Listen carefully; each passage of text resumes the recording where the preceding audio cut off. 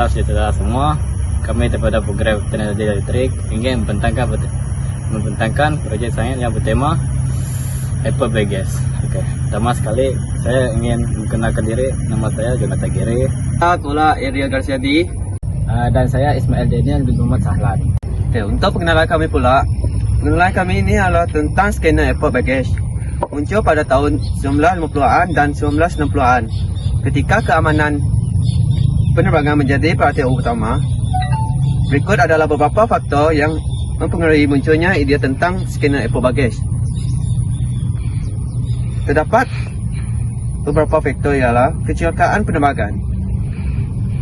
Kecelakaan penerbangan ini terjadi beberapa kecelakaan penerbangan yang disebabkan oleh benda-benda yang tidak diizinkan di dalam bagasi.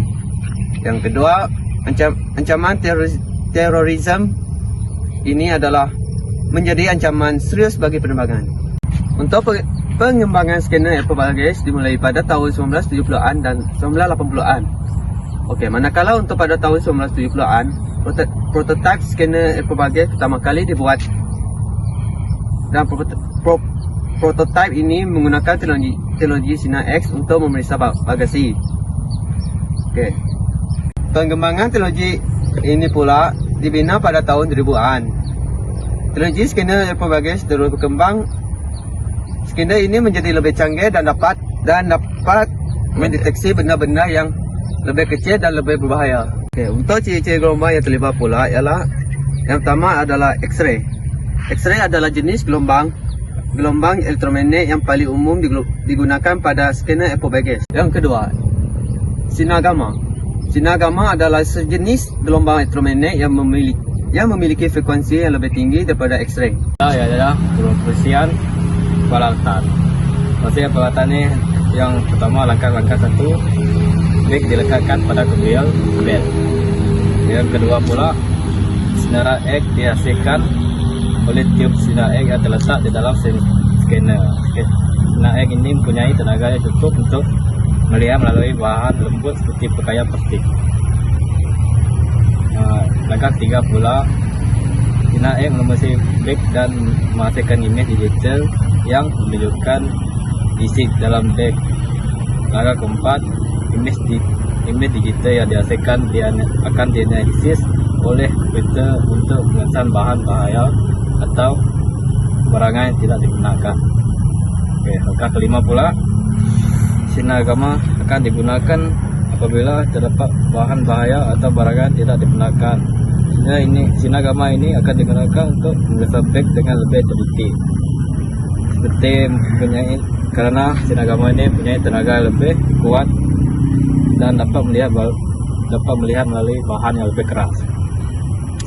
Langkah keenam pula, hasil diperiksa. Hasil pemeriksaan akan dipaparkan pada security komputer dan pegawai keselamatan akan memeriksa hasil tersebut untuk mengambil tindakan yang sesuai. Langkah 7, brake yang telah diperiksa akan dikeluarkan dari scanner dan proses pemeriksaan akan selesai.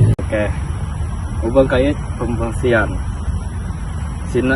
Pertama, sinar X.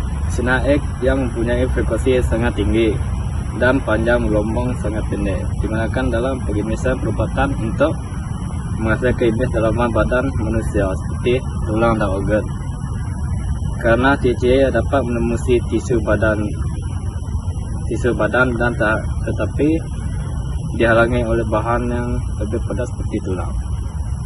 Kedua pula, sinar gamma. Sinar gamma yang punya frekuensi tinggi dan panjang gelombang terpendek dan dalam spektrum elektromagnet, digunakan dalam aplikasi seperti mengesan pisau, sterilisasi peralatan